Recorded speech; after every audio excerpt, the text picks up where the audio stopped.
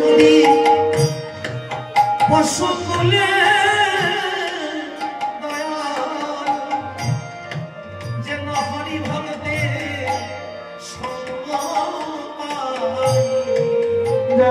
যদি পশু কুলে যেন হরি ভক্তে সঙ্গ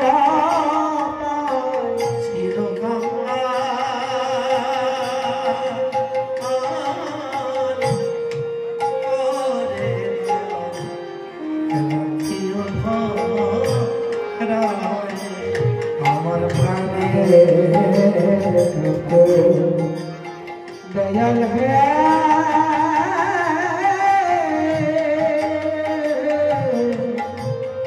চিরকাল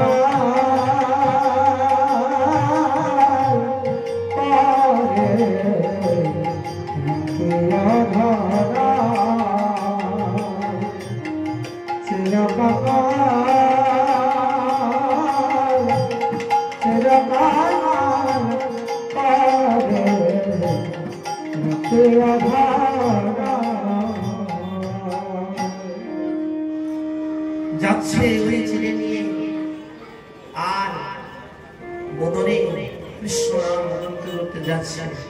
যেতে যেতে দ্বারিকায় গিয়ে পৌঁছালো। দ্বারিকাবাসীদেরকে জিজ্ঞাসা করছে, ওরে ও দ্বারিকাবাসী, তোমাদের রাজার মহল কোনটা? দ্বারিকাবাসী দেখে দিচ্ছে, বলি ওই দেখা যায়, ওই দেখা যায়, ওই দেখা যায়, ওই দেখা যায়, ওই যে বাসা ওই দেখা যায়, ওই যে বাসা ওই দেখা যায়, ওই দেখা যায় রাজবাড়ি, ওই যে বাসা ওই দেখা যায়, ওই দেখা যায় রাজবাড়ি। ধরণী ছত্র উঠিতেছে,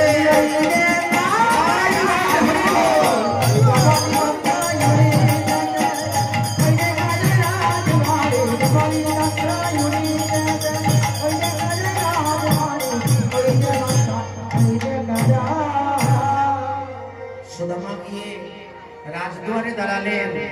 দুজন দুয়ারি, হে দ্বারপাল, তোমরা আমায় ভেতরে যেতে দাও।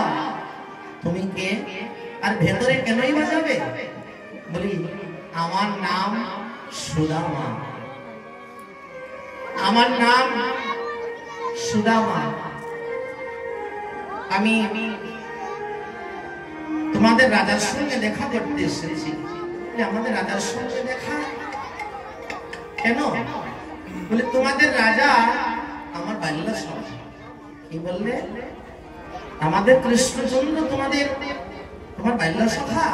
ও সুদামা, তোমার মাথায় দোষ ধরেছে নাকি? আমরা রাজার সঙ্গে রাজার বন্ধুত্ব শুনেছি, কিন্তু রাজার সঙ্গে ভিখারির বন্ধুত্ব কোনোদিনও শুনিনি। সুদামা, তুমি যে পথ ধরে এসেছো সেই পথ ধরেই তুমি চলে যাবে। আমাদের রাজা তোমার সঙ্গে দেখা করবেন। শোনো, ভালোই ভালোই বলছে চলে যাবে।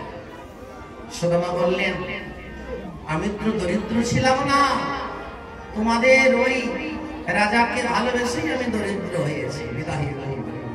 আমি কিন্তু দরিদ্র ছিলাম, ওই কৃষ্ণকে ভালোবেসে আমি সকলে কিছু হারাইলাম, সকলে কিছু হারাইলাম, সকলে কিছু হারাইলাম, আমি সকলে কিছু হারাইলাম, ওই গোবিন্দ রূপে নয়ন দিয়ে সকলে কিছু হারাইলাম, গোবিন্দকে নয়নে দিয়ে সর্বস্ব ওই চরণে সঁপে দিলাম, সকল কিছু হারাইলাম।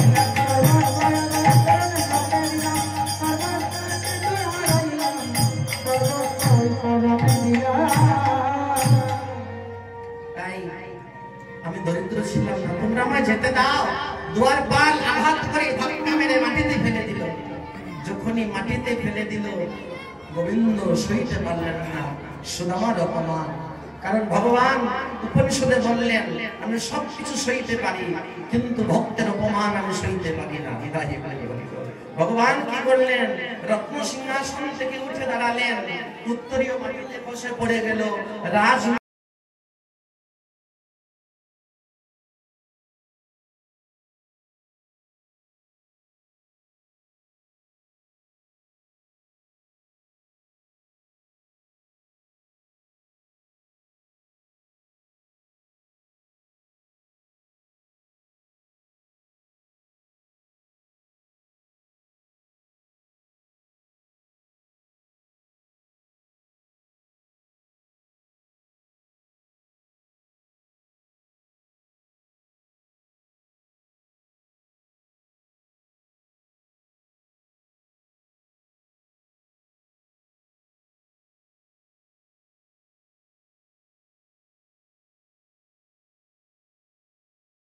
কে মারিলি রে আমার সুদামায় কে মারিলি রে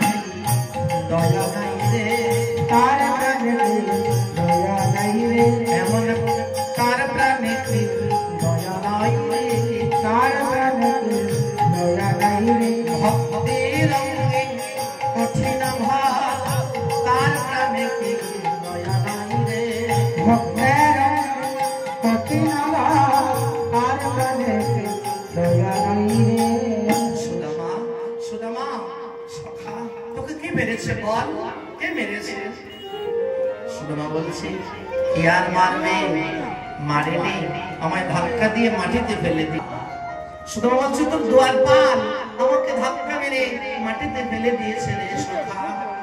গোবিন্দ বললেন আমার দ্বারপালের এত বড় সাহস এত বড় স্পর্ধা যে আমার সুদামা অঙ্গে আঘাত করে এক্ষুনি আমি এই দুই দ্বারপালের হাত জ্বালিয়ে পুড়িয়ে ছাই করে দেব।